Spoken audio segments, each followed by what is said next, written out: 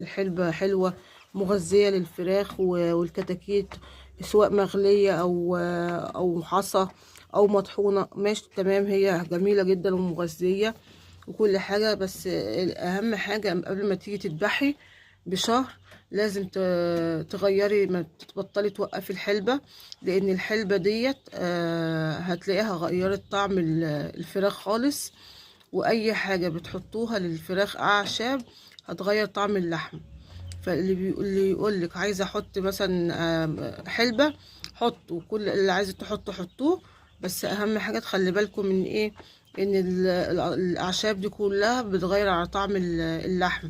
يعني ما تجيش تحطي حلبة طول التربية وتاني يوم تذبحي فراخ، هتلاقي انت بتاكلي حلبة ما بتاكليش لحم طعمه حلو. يعني اهم حاجة تغيري مراعاة الفراخ قبل ما تيجي تذبحي.